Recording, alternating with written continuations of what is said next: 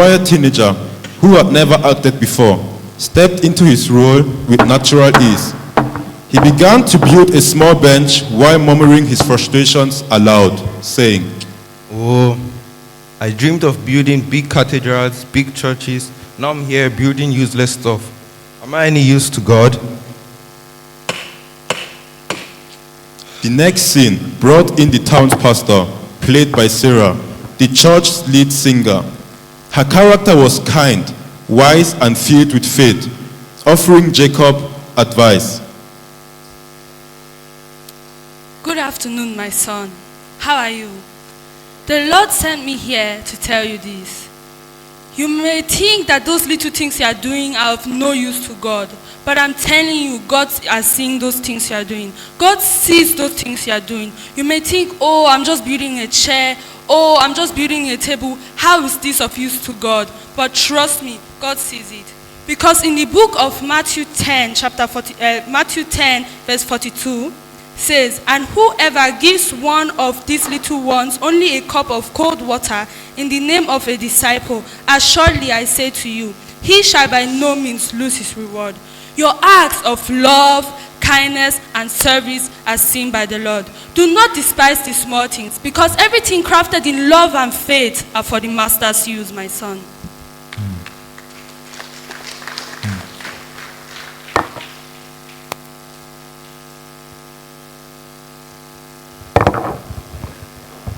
Good morning, Carpenter. My name is John. I would like to buy this table for our prayers. We are a prayer bundle from NECOMM. I would like to use the table to hold our prayer meetings. Our mission is to lift up, bring revival and holiness into the town. Okay, you can take it.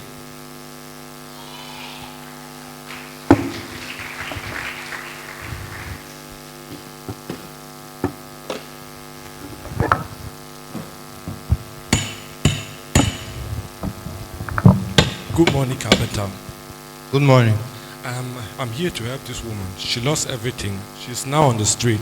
Oh. Can you help give us your chair that Yes. she may be able to sit on it? Yes, of course. You can take it. Thank you. No problem. Thank you so much for buying me this. I'm really appreciating it. You're welcome. I'm here to help. As the scene played out, the drama began to shift, showing the bench Jacob made being given to a widow who had lost everything. The table he repaired became a meeting place for a prayer group that would later bring revival to the town. Slowly, Jacob began to understand that even his smallest contributions were vital to the master's plan. Backstage, Lydia kept watching, noticing his once-timid presence was growing into confidence. In rehearsal, he had been shy, unsure of his lines, and constantly second-guessing himself. Now under the light, it was though the story of Jacob was being lived out through him. She smiled, realizing that Marcus, like Jacob, was being shaped for God's work without even realizing it. But Lydia's thoughts were interrupted by an unexpected snag. In the final scene, a large wooden cross was meant to be by several members of the cast, symbolizing Jacob's acceptance of his role in God's plan. But as the queue approached, Lydia noticed a problem.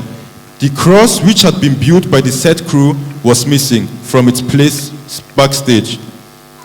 Panic swelled within Lydia, saying, Where is the cross? What is happening? Find me the cross.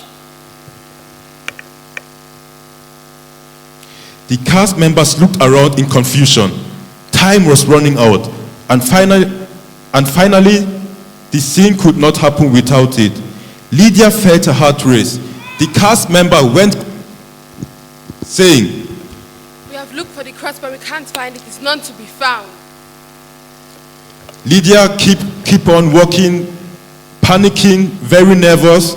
Just then, Marcus, still in character of Jacob, appeared at the edge of the stage. Without hesitation, he turned to a small stool that had been used earlier in the play. He picked it up gently, carried it to the center of the stage, and knelt beside it. In his steady voice, loud enough for the entire congregation to hear, he spoke. You know, sometimes we look for big ways to serve the masters. But I tell you, the important things are the small things, the unknown things, the forgotten things, because they show that God's work has been done.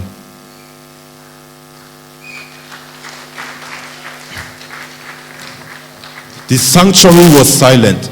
Not a breath was heard. Lydia blinked back in tears as she watched Marcus transform the missing cross into a symbol of something deeper, an acknowledgement that even when plans seem to fail, God's purpose is always unfolding. The stool wasn't part of the original scene, but in that moment it represented humility, service, and quiet faith. It represented Jacob's journey. Many eyes of the congregation were in tears as the reality of the message sunk in. The stage lights dimmed as Marcus knelt by the stool. His head bowed down. The quiet prayer of Jacob sat echoing across the room, saying, Use me, O Lord, in any way you want to. The drama ended not with applause, but with a reverent stillness. It was as if the entire congregation had just witnessed more than a performance. They had felt the Master's presence in their midst.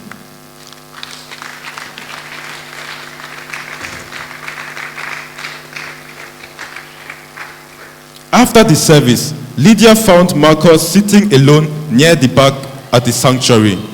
His eyes were bright, but he seemed uncertain about his performance.